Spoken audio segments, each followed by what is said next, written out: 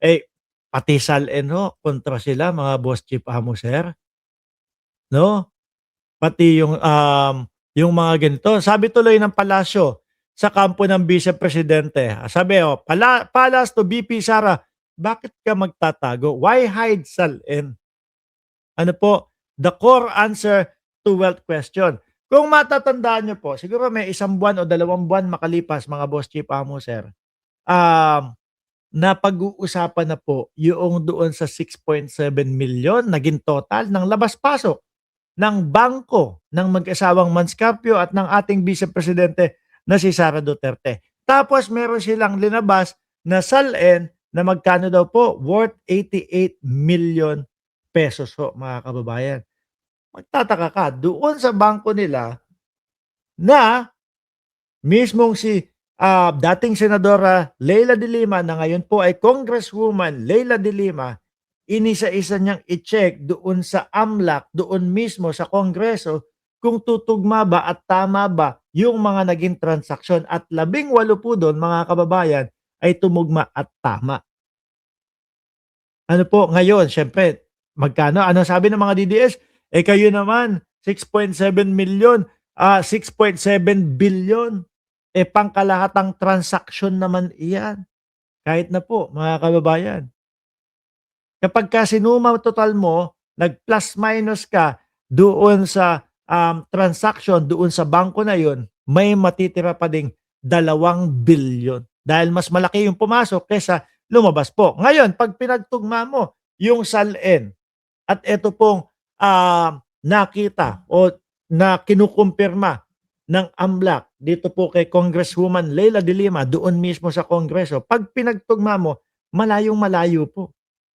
'No, 2 billion versus 88 million. Baka naman 'yun yung dahilan kung bakit todo sila, ayaw at todo sila, pagtatago ho, mga boss chief amo, sir. Basahin natin 'to 'no, um, Philippine Vice President Sara Duterte speaks during the kick-off rally of the New Philippines Movement in Quirino, Grandstand, Manila, Philippines. Malacanang has questioned Vice President Sara Duterte's attempt to keep her SALN out of the evidence to be shown at the impeachment trial, saying such an important record should be the core of her defense against the allegation and unexplained wealth.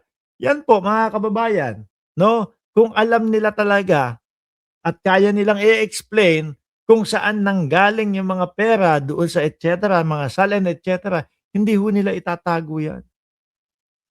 Ipapaliwanag nila isa-isa ho yan, mga bossing. 'Di ba?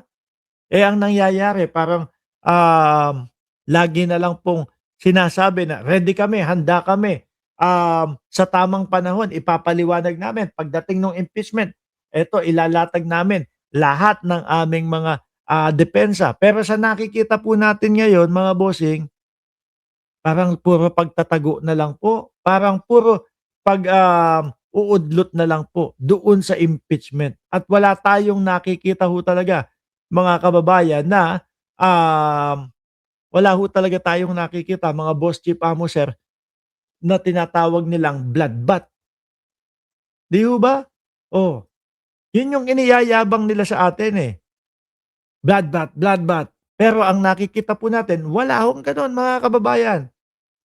Sabi ni, Abing Sulit, "It's bedtime here in the US." Dito din sa akin, eh, 12:16, ha, 11:16 dito sa amin. Sa halip ang nakikita lang po natin, tama nga naman si Lonely TV, bubble bath lang ho.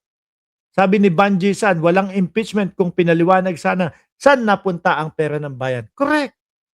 Kung alam niyo ho, kung yung mga pagpapatawag po doon sa Congress, 'no, ay pinuntahan ng Vice Presidente at ng kampo niya. Actually pumunta sila, pero nung medyo nahuhuli at napapansin na mga mukhang mga nagsisinungaling, bigla nang nag-artehan po na sumasakit ang dibdib.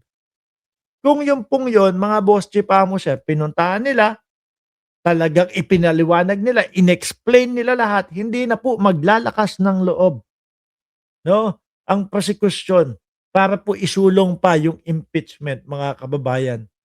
Totoo, 'di ba?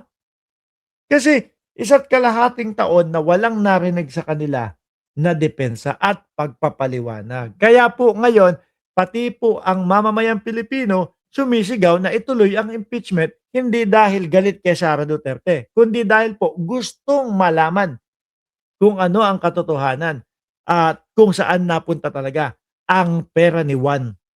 'Di ba? Sabi ni, sabi ni Jerome Recalde, papaanong magpapaliwanag, eh, guilty nga, eh. Eh, yun lang ho mga kababayan, 'di ba? Hmm.